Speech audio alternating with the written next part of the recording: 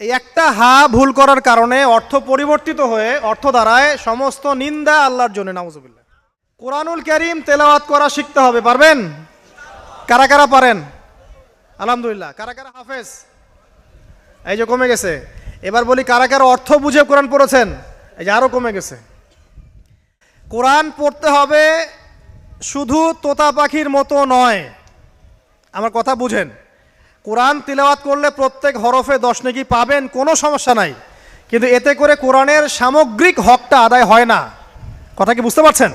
আমি কি বলেছি কোরআন তেলাওয়াত করলে নেকি হবে না? এটা বললাম?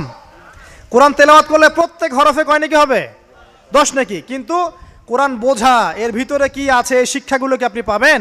বিশুদ্ধ করে কোরআন পড়তে হবে, বিশুদ্ধ করে। একটা উদাহরণ দিব। এই যে আমরা নামাজে দাঁড়াই বলি আল্লাহু আকবার, তাই না? তারপরে কি পড়েন? সানা পড়েন।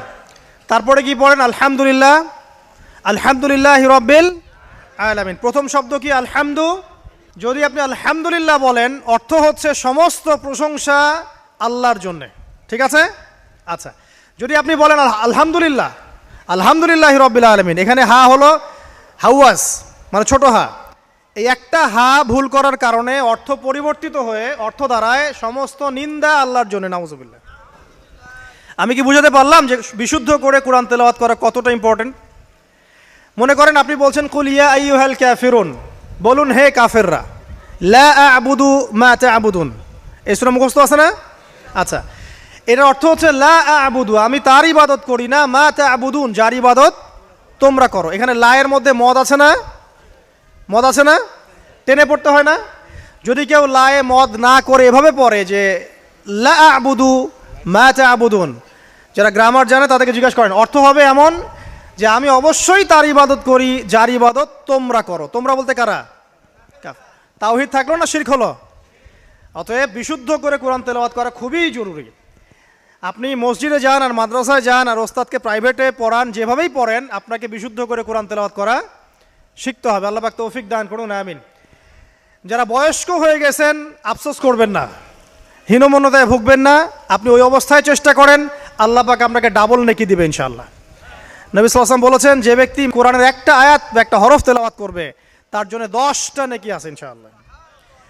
আর মান ক্বারা কুরআনুল কারীম ওয়া হুয়া মাহিরুন বিহ, যে ব্যক্তি কোরআন তেলাওয়াত করে এবং তার উপর দক্ষ হয়, মা'আস সাফরাতিল কিরামিল বারারা, সেই ব্যক্তি সম্মানিত ফেরেশতাদের সাথে হাসর করবে ইনশাআল্লাহ।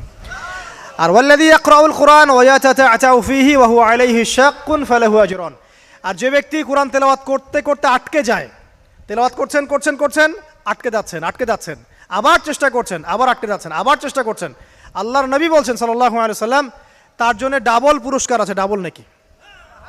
তো হতাশ হওয়ার কোনো কারণ আছে? কোরআনের সমাজ গড়তে চান, এটা অনেক দূরের কথা।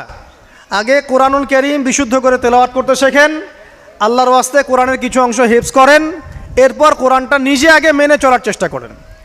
নিজে ভালো না হলে কি মানুষকে ভালো করা যাবে? নিজে আমার মধ্যে জ্ঞান নাই, মানুষকে জ্ঞান দেওয়া যাবে? এটা তো সহজ কথা। অতএব নিজেদেরকে আমাদেরকে আগে কোরআন পড়তে হবে, কোরআন মানতে হবে, সাথে কোরআনের ব্যাখ্যা হাদিস আপনি পড়বেন। কোরআন কি একা একা পড়লেই হবে না ওস্তাদ লাগবে? কোন ওস্তাদের কাছে গিয়ে আপনি কোরআন তেলাওয়াত করা শিখবেন, আরবি ভাষা শিখবেন এবং কোরআনের অর্থটা বুঝবেন। আল্লাহ পাক তৌফিক দান করুন, আমিন। কয়টা বললাম ভাই? 4টা। 1 নাম্বার কি ছিল বলেন আবার? 5 ওয়াক্ত সালাত ছাড়বেন। 2 নাম্বার কি ছিল বলেন? হালাল রিজিক ছাড়বেন, নাকি আজকে থেকে আবার হারাম খাবেন? শোনেন ভাই, নবী সাল্লাল্লাহু আলাইহি ওয়াসাল্লাম বলেছেন, একটা যুগ আসবে যে যুগে মানুষ হালাল হারামের কোনো পরোয়া করবে না। এটা কোন যুগ? কোন যুগ বলেন? মানুষ হালাল হারামের কোনো পরোয়া করে? খুব কম সংখ্যক মানুষ আছে যারা হালাল হারামের পরোয়া করে বেঁচে চলে। বাট আল্লাহ পাকের যারা একনিষ্ঠ বান্দা হবে, তাদেরকে হারামে যাওয়া যাবে? যাবেন। আল্লাহ পাক আপনাদের সবাইকে হালাল রিজিক দান করুন। একটা কথা বোঝেন, মনে করেন আপনার আমল নামাতে বা আপনার তাকদিরে আল্লাহ পাক লিখেছেন যে আপনি 100 বিঘা জমির ধান খাবেন, এতটুকু আপনার রিজিকের মধ্যে লেখা আছে। আল্লাহ পাক লেখেন নাই তাকদির? আচ্ছা, ওই রিজিকের একটা দানা ছেড়ে কি আপনি মৌত আপনার হবে কিনা? আপনি কি মারা যাবেন? রিজিক শেষ না করে মারা যাবে?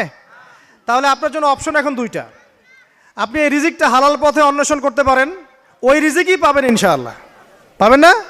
পাবেন। আল্লাহ পাক এটা বোঝার তৌফিক দান করুন, আমিন। আর সবশেষ কথা যেটা বললাম, যে নামাজ, হালাল রিজিক আর পর্দার সাথে সাথে পারিবারিক আদর্শ সুন্দর করবেন, পাশাপাশি কোরআন তেলাওয়াত শিখবেন, অন্যকে শেখাবেন, অর্থ বোঝার চেষ্টা করবেন। আল্লাহ পাক সবাইকে তৌফিক এনায়েত করুন, আমিন।